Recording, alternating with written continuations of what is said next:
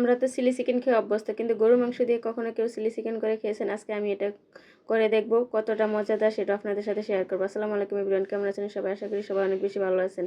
তো আমি এখানে যে গরুর মাংস দিয়ে চিলি করার জন্য পাতলা স্লাইস করে 250 গ্রামের চাইতে একটু বেশি হবে গরুর মাংস নিয়েছি। যেহেতু চিলি হবে তাহলে তো জাল হতেই হবে, তো এখানে আমি বাটা মরিচটা ইউজ করব। তো পরিমাণ মতো একটু বাটা মরিচ দিয়েছি, আদা রসুন 1 চামচ করে দিয়েছি। তো এটাকে যত বেশি পাতলা করা যায় ততই খেতে মজাদার হবে আর সিদ্ধ হবে তাড়াতাড়ি। তো স্বাদ মতো লবণ দিলাম, লাল মরিচ গুঁড়ো দিলাম, যেহেতু চিলি সেহেতু জাল তো হতেই হবে। তো একটু সয়া সসও দিব, টমেটো সস দিব, দিয়ে এগুলোকে ভালো করে ম্যারিনেট করে নিব।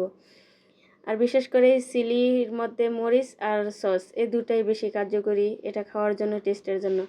তো আমি এখানে কিছু টমেটো নিয়ে নিলাম। এখানে আমি বড় সাইজের একটা টমেটো নিয়েছি, ক্যাপসিকামের একটার হাফ নিয়েছি আমি, এখানে একটা গাজরও নিয়েছি, আর নিয়েছি কেটে পেঁয়াজ। তো এগুলো সব কিছু আমি সুন্দর করে কেটে নিয়েছি। এভাবে কেটে চিলিটা কিন্তু এভাবে কেটে নিলেই সবজিগুলো সুন্দর দেখা যায়। তো সব কিছু নিয়ে আমি রেডি করে রেখে এখন একটা ফ্রাই প্যান গরম করতে দিয়ে দিয়েছি আগে থেকেই। তো এখানে একটু পরিমাণ মতো তেল দিয়ে দিব ফ্রাই প্যানে। দেওয়ার পর আমি মাংসগুলো একটু ভেজে নিব। মাংসটা যত পাতলা করা যায়, তো আমি আমার মতো করে পাতলা করে নিয়েছি। আপনারাও কিন্তু একবার গরুর মাংসের এই চিলি খেয়ে দেখবেন। মুরগির চিলির চাইতে এটা 1000 গুণ স্বাদ লাগে আমার কাছে। আপনারা না খেলে বুঝবেন না, তবে রেসিপিটা কেউ চাইলে ট্রাই করে দেখতে পারেন। একবার খেলে বারবার এটা করতে চাইবেন। কেউ স্কিপ করবেন না, ফুল ভিডিওটা দেখে যান।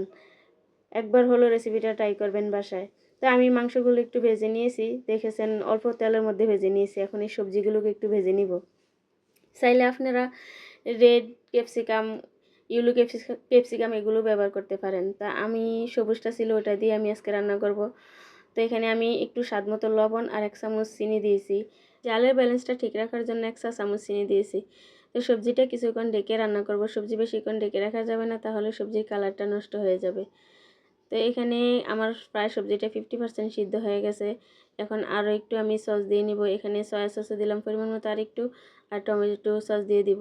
যেহেতু চিলি রান্না হবে সসটাই বেশি মেন উপাদান সস। তো আমার এটা প্রায় সিদ্ধ হয়ে গেছে। এখন আমি ভেজে রাখা মাংসগুলো দিয়ে দিব।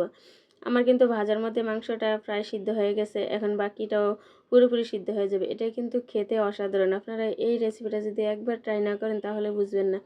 আমরা তো সবসময় চিলি চিকেনে খাই, একবার গরু মাংস দিয়ে চিলি করে দেখুন। চিলি চিকেনের চাইতে গরু মাংসের চিলিটা কিন্তু খেতে অসাধারণ মজা হয়। নতুন নতুন ভিডিও পেতে কিন্তু পাশেই থাকবেন, লাইক কমেন্ট একটা শেয়ার করে। তো ভিডিওটা যদি আপনাদের কাছে ভালো লাগে, নতুন ভিডিও আরও আমরা দিতে উৎসাহী হই। আর পাশে থাকবেন সবসময় সবাই। আজকের জন্য ভিডিও এ পর্যন্ত। সবাই ভালো থাকবেন, সুস্থ থাকবেন। আসসালামু আলাইকুম, আল্লাহ হাফেজ।